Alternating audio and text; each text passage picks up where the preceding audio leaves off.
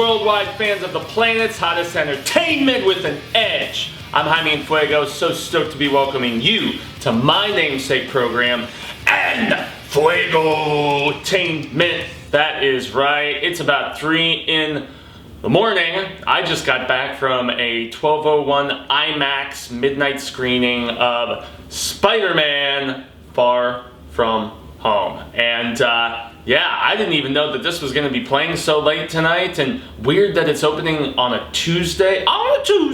That's right, July 2nd. And so, yeah, I actually had tickets for an early screening last Wednesday night, but that didn't end up working out, unfortunately. So, yes, I saw it with the diehards tonight in the IMAX here in the Phoenix metro area, and it kept my interest for all 2 hours and 10 minutes, plus like 20 minutes of previews, because you know that's standard procedure. But Spider-Man Far From Home, reteaming John Watts, the director of the underappreciated Clown, produced by Eli Roth, awesome little horror movie. And then he did the previous one, which was Spider-Man Homecoming, which I will admit, Tom Holland, new Spider-Man, I really enjoyed him because he was great in Civil War, and I thought that that was a cool introduction. And so yes, reteaming Watts with Tom Holland. Zendaya is MJ, who was actually one of the brighter points in The Greatest Showman, you know, along with none other than Wolverine himself, Hugh Jackman. But I will admit that despite really digging Michael Keaton as the villain, I wasn't super hot on Homecoming. There were people immediately out of the gates being like, this is the greatest Spider-Man ever. He's actually a kid finally, and it's got the, you know, John Hughes angst of high school, and yada, yada, yada, yada, yada. It didn't really work for me as much. I enjoyed the action. I thought it was a brilliant looking film, and I really enjoyed Tom Holland in the role, and I really like Marissa Tomei as the hot version of Aunt May. But yeah, other than that, I mean, it didn't blow me away like it did everybody else. I was not right up on that bandwagon. Spider-Man 2 will forever be my personal favorite. And honestly, I didn't hate the first Amazing. I actually really enjoyed the first Amazing Spider-Man quite a bit. 2 was trash, but I'm just gonna go out and say right off the bat, Spider-Man Far From Home kind of challenges Spider-Man 2 as my favorite web-slinger film. Legit. Since I knew what I was getting into, you know, with you know, this version of the kids in high school and all this other stuff, and, you know, the blip, and, you know, as they end up calling it, you know, after everybody disappearing from, how that was all resolved in Endgame. And this is essentially, in the framing structure, an epilogue to Endgame. It's the end of Phase 3 for Marvel Studios, but still released by Sony Columbia. So in that strange partnership that is nearing its close and is going to have to either be re-upped on, or we're going to see some big changes for our web slinger as far as, you know, characters that he will be interacting with. But, you know, Sony's building their own universe with the success of the Venom film, the Morbius film that's being worked on right now. And so, yeah, they're getting their plans for all kinds of coolness too. So anyway, before I just go into too much detail, I always like to cover BUENO, MALO, Feo. That's right, good, bad, and ugly, my silly Fuego trope here on Enfuegotainment. And so, BUENO in abundance, as I all too often love to say. And so, as I was just kind of getting into, since I knew that I was going to have these new takes on MJ and Flash and some of these other characters this time, I think I was just more prepared for it. And I thought they upped the ante and did a tremendous job with... I wasn't so hot on the Far From Home concept initially. I'm like, oh, they're going on a science trip, which doesn't even end up involving science. No, it's witchcraft! But yeah, so they're going on this science trip, but they're really just sightseeing all across Europe. You know, they're going to you know, Paris. They're going to you know, boy, just all over the place. The Czech Republic. You know, Italy. I mean, it's cool. They hit a lot of really beautiful looking locales throughout this movie, and so that's definitely a plus. Is that when you're going to all of these brightly colored, majestic areas all across Europe, you have so many just cool beats and within different cities, and the sets that were constructed and everything. It is a terrific looking movie with some badass action beats, and these elementals that we see, you saw them in the trailers. You know, there's a fire one, there's a water one, so on and so forth, and the effects on them are incredible looking, like legit, especially in IMAX, where you get that extra like 22% of the screen, and just the full sheer scale of these things is really dope, as is just the view of of the locales and all of these different places that the kids travel to. And so it's a beautiful looking film, and the action is frenetic and awesome, although interesting, and this is just something to clarify. There is one fight scene that you see in the trailer, and it's not in the movie. It actually, I'm assuming that's what they probably tagged on to Endgame, you know, for that teaser for Spidey or whatever. But yeah, this is a great looking film, and the action is badass and frenetic, and maybe some of the best in like any Spider-Man film ever, especially because of a few key sequences that I'm going to wait until the FAO to mention, because I'm going to go into a few spoilers at the end, just to let everybody know, and I will give you proper forewarning and stuff. But once again, I like the performance of Tom Holland a lot, and he definitely, he embodies kind of the, oh man, I got to get the girl, but I'm just a little bit weird, I'm a little socially inept. And I must admit, well, I'll save that for the FAO, or excuse me, for the MALO, that I still don't necessarily like Zendaya's take on the character, but it's the way that she's written, and it's just the way that they write her as the snarky kind of, she doesn't seem personality-wise as much like Mary Jane to me, but that's just me. You know, it's still good chemistry between the two of them, and it's cute, and Flash still being a little douchey and all that stuff. But yeah, I must admit the film generated more laughs in the first like third of the film, where it's primarily just the setup and the goofing off. And man, I tell you, his buddy getting a girlfriend in this is really, really hilarious, and it yields some very, very amusing banter and bits back and forth and stuff like that. So I mean, the kids' comedic stuff and chemistry worked better for me in this one. I felt like it was stronger in the writing department, in the chemistry department, in the humor department. I felt like just all of that was more refined and more matured, you know? It's been, for some of them, 5 years, as you see with this one kid in particular, which is an amusing running joke. And then, and they do address, you know, things well enough for me to just be like, okay, I'm not going to get into real analytical detail about, you know, oh, it's really ironic how all of the most important characters in, you know, Peter's whole life basically all, you know, they all left with the snap. Anyway, so that long story short, I thought that this was scripted so much stronger. The action was 100 times more compelling and exciting. And let's get to Jake Gyllenhaal. Jake Gyllenhaal, he's probably one of my favorite working actors at this particular point. I mean, he's been proving that to me for the longest time, between Nightcrawler, between, I mean, even as far back as Darko, and I mean, hey, Brokeback, I mean, damn. And even recently, I thought he was really great in Velvet Buzzsaw. A lot of people hated on that movie, then again, a lot of people like me love that movie. So it's just a little bit, I mean, he's a tremendous actor. He always brings it, and he brings such interesting nuance to the character of Mysterio, who, I'll be honest, as far as all of the different Spidey villains go, not a personal favorite of mine. You know, I was in that 90s kid camp where it was all about Venom and Carnage and even the clone stuff, you know? Like, I loved Maximum Clonage with the stuff with Kane, and I mean, yeah, really, really cool stuff there. But, I mean, even, hey, Doc Ock and the Lizard, and I mean, there's just so many others that have already been put to screen and that have compelled me, and Mysterio was not one. I mean, he's got a fishbowl on his head, for God's sake, you know? But I know he's an actor. I know that he, you know, lives up to his name as far as, you know, just being a liar, a conniver, and all this different stuff. And he's presented in a very interesting fashion in the trailer, and I will admit that that's not particularly far off from the way the guy actually is, but you have to at least proceed into this assuming there will eventually be some sort of villainousness that comes about with this character, without spoiling stuff. But I gotta say, his scenes with Tom Holland are great, regardless of whether they're one thing. The dynamic shifts a bit as the film goes, and I feel like it's great regardless of, you know, how their interaction is going down. Seriously, Gyllenhaal, he's awesome in this movie. He is a terrific Mysterio, and they made this villain badass and interesting. And just when, about halfway through the film, when you start to kind of realize a little bit more as to what's going on, awesome. Anyway, this once again, this probably challenges Spider-Man 2. Now, Spider-Man 2 is definitely more for adults, and so for that reason, I will still probably say that that's my favorite, but this is probably officially, okay? It needs to ruminate a little bit more, but this is probably my second favorite Spider-Man film now. This probably leapfrogged the first Raimi and the first Amazing. Homecoming probably would have been after those, but yeah, this film is terrific, especially some stuff that they do in the third act with Mysterio that I will get to in the spoilers at the end. But some MALO to get to.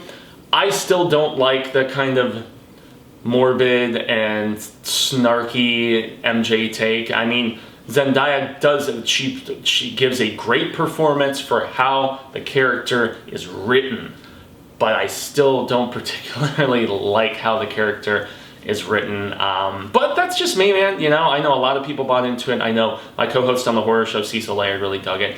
And so that's just me. And I guess to a degree, I can't help but say that Spider-Man 2, the second Sam Raimi film, the one with Doc Ock, that felt like a much more, it felt more along the lines of like X-Men, you know, those first two X-Men films where I'm like, okay, this is a superhero film. It felt like X and X2. It felt like, you know, Batman Begins in the Dark Knight. It felt like a more adult take on the superhero genre. This definitely feels safer and more, you know, geared for tweens, and you know, but it's got more of that like generational appeal, which is one thing that Marvel does oh so very well, is they can captivate the kiddies, and then they can also just have, you know, grown adults, you know, me being in my 30s, and then, you know, people far older than that, twice my age, if not more, you know, people who have been following since the Ditko, and you know, rest both their hearts, you know, and you know. And there's no, oh yeah, that's right, well, I guess I'll get to that in the cameos, but yeah, Stan and Ditko, I mean, going back to their days, there's probably people who've been reading since then who I think would really appreciate the hell out of this too. But yeah, that is one thing that's really maybe the only thing keeping me from liking this more than Raimi's Spider-Man 2, but there's also there's gonna have to be some, I wasn't particularly impressed with either of the two end credits. I know one person I talked to specifically loved the first mid-credit scene, and there's a fun cameo. I will give it that. But yeah, I mean, I was really hoping for something. Yeah, maybe this would be a little more. You know, I don't have a lot of bad to say about this film. I think I've already addressed the fact that, okay, it feels a little less adult than Raimi. Still not super big on Zendaya as MJ, but beyond that, this is a very, very solid film, and I just want to get into spoilers, okay? So, some things that I just want to talk freely about for this film. So sometimes when I go to the ugly in a film, it just kind of correlates and it makes sense. So spoilers from here on through the last couple minutes of this video. When you find out what's really going down with Mysterio, and you find out, First, I will say the way that he's actually conjuring just the illusion, fuck you, it's an illusion of these elementals. It's actually very interestingly thought out between projection and between, you know, all these drones, although God, we had to have, that's a MALO that I couldn't say, you know, until I got into the spoilers, because it's an ugly spoiler in the fact that, oh, Spider-Man fights a bunch of weaponized drones, okay, but it did yield some really cool looking sequences, so I don't know, that's one of the ways they get away with PG-13 violence and stuff, is, oh, they're fighting aliens, they're fighting robots, they're fighting drones, anyway. But yeah, the combination of the hologram-like setup that, you know, Mysterio and his entire, like, I would say, like, you know, acting troupe, or, you know, stage theatrical troupe, whatever, all the different pieces that they put into place to actually do this citywide destruction, and to have it look legit, it's pretty impressive, and the effects on all of it are very dope. And I actually like the different look of the Mysterio suit that we get later on, when it's his actual suit, as opposed to, you know, the more traditional suit. But legit, both looked really badass. So, you know, I didn't find anything necessarily ugly about the high-tech, you know, suit that he had. But yeah, it's ugly if, you know, Spidey has to fight, you know, drones and all of that stuff. But yeah, interesting fights once we finally get to the Gyllenhaal stuff, though, where we find out his true character and how he's tricked Spider-Man into getting the Tony glasses and what's really, really going down. And that is another ugly that's at least rough and tough to just be constantly remembered. You feel like Peter in this, in the fact that we are constantly reminded of the death of Tony Stark. I mean, it happens at the very beginning of the movie when they're playing the Whitney Houston song. And it's put together by the kids. You see, that's where the humor succeeded so much better in this for me. You know, I thought the high school angle humorously was approached better and was just funnier, personally. But yeah, so it is ugly that we have just the ghost of Tony hovering over this film. But you know, the stuff with Happy is pretty good. I didn't necessarily think the stuff with Fury was as good as I was anticipating, and I felt like Sam Jackson and Colby Smulders were both kind of underutilized in this film. They felt a little bit more throwaway, and especially with that post-credits, you know, that we'll get, well, I probably won't even spoil that. But the biggest thing that I wanted to talk freely about is where Mysterio starts like tripping out Peter, and he goes into this like this world of illusions, so to speak, and it is a mind fucker.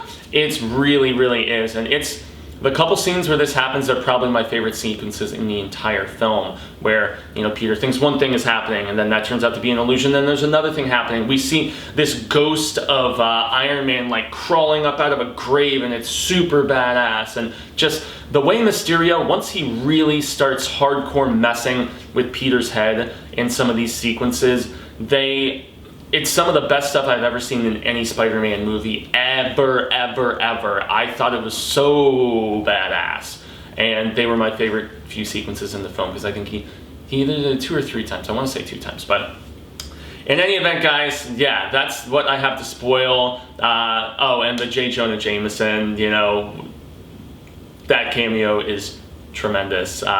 Yes, the contingency plan, though, and what that means for Parker in his 3rd and final entry of the Sony Marvel partnered trilogy, that's up to speculation, obviously. We did not see Venom in this, as some had speculated. So, yeah, I don't know. I think that's better. Wait until the 3rd of this, you know, Sony/Marvel Spider-Man standalone trilogy to throw Venom in there. Let Venom have his 2nd movie and get the Carnage stuff going, even if, you know, for better or for worse, it's Woody Harrelson wearing that stupid wig. But yeah, I will admit I went in this not expecting to love this as much as I did, and I loved this movie, man. I mean, if I'm saying it challenges the holy grail of Spider-Man films that I personally think Spider-Man 2 by Raimi to be, that's genuinely saying a lot. This is still not as adult geared and adult centric, both relationship wise. I mean, in that second Spidey film, you're seeing, you know, Mary Jane and Peter as adults, and, you know, adult issues, adult relationship problems. And, you know, Zendaya and Tom Holland, they're all just cute, and just like when they share a smooch, it's all innocent. And it's, I mean, yeah, it's definitely from a adolescent perspective, you know, but going into adulthood, I must say, Tom Holland, he's definitely looking tiny bit older in this, tiny bit, yeah, like he's about to, you know, go from a boy into a man. So, yeah, I really enjoyed the hell out of this movie, though, everybody. So, I guess spoilers are done. I'm going to grade this. I'm giving this 4 out of 5 Fuego Fireballs. This is definitely certified Fuego, and I recommend everybody go see this specifically in IMAX, so you get that extra 20-something% of the picture, and you can just see the full scale of this beautiful, I mean, best web slinging I have ever seen in a movie, as far as like going around the cities and just jumping over everything. And I mean, the action sequences, yeah, they're probably the best in the entire series. Mysterio was so much better than I was expecting it to be, and expecting him to be, I should specify. And yeah, guys, get out, see this, see it a couple times, you know, let's get all of the love during this 4th of July week for our favorite web slinger, our neighborhood Spider-Man. So, I've been Jaime En Fuego. You can find me on all social media sectors like Twitter, Instagram, Facebook, here on YouTube. Porfa y gracias. I'm trying to get up to that 1 Jeezy subscribership. So if you just like watched a video or 2 and just not hit the subscribe and the bell, or liked and shared it, I would really appreciate the hell out of it. If you're just somebody from the horror show who has stumbled upon the fact that I have my own separate channel where I do the non-spooktacular, porfa y gracias. I really want to start doing a live show, but I feel like I have to be over that 1,000 threshold before I start doing it with the proper consistency, because YouTube gives you all kinds of other perks and things that you can do with a live chat and various other things once you cross that threshold. I neglected this channel for over a year as the horror show was growing, and it's been so much fun getting back to it. But obviously, the horror show, guys, if you do not know the channel that I am, that's got like over 27,000 subscribers, yeah, that's where we cover all things spectacular, 1, sometimes 2 a day, but here in the month of July, we are officially just kind of taking our foot off the gas pedal, and we will primarily be going back to 1 episode a day. But yes, this movie was terrific, and I look forward to bringing you more Enfuegotainment coverage, whether it's Star Wars or Fresca film reviews just like this one. So until the reel of Ka-ha-ha comes around once more, I shall say hasta luego, cinemigos. I am hopeful that we get to share more film palavers sooner rather than later, and yeah, I guess adios until then.